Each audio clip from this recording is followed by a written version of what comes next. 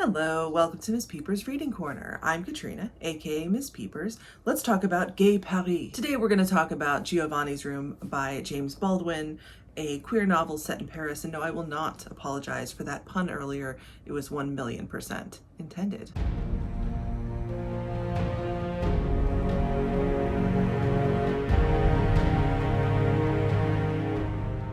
Giovanni's Room was published in 1956, and it tells the story of David, a man who is traveling through Europe. He finds himself in Paris, where he meets a bartender named Giovanni.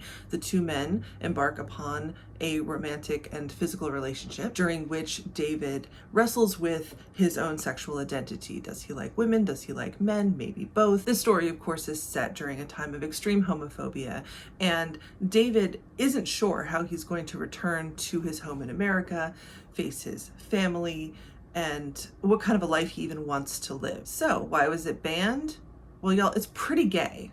Not gonna lie. I mean, I just described the plot. That's not surprising. That, of course, is enough for most censors to object to a book even today. And when Baldwin wrote it and was looking for a publisher, it took him a few tries to find someone who was even willing to put this book out on the market because of its content. Now, Baldwin himself was gay. He was also a Black man. And what was interesting to me about this book is that David is white. He is established on page 1 as white.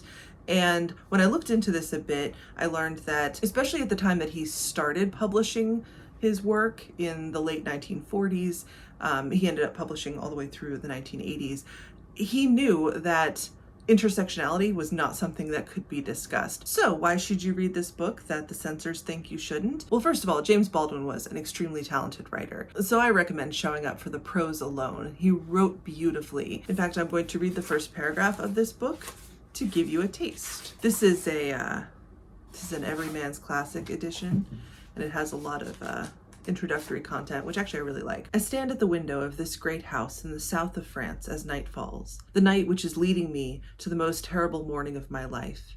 I have a drink in my hand. There's a bottle at my elbow. I watch my reflection in the darkening gleam of the window pane. My reflection is tall, perhaps rather like an arrow. My blonde hair gleams. My face is like a face you have seen many times. My ancestors conquered a continent, pushing across death-laden plains, until they came to an ocean which faced away from Europe into a darker past.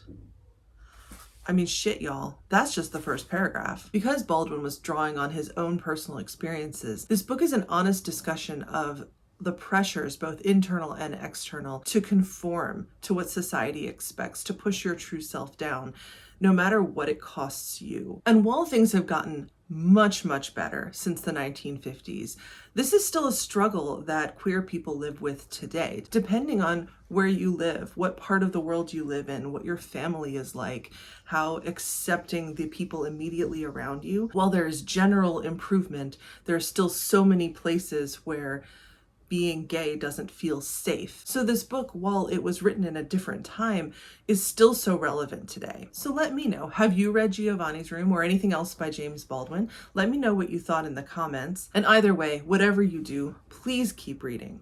And I will see you in the next one.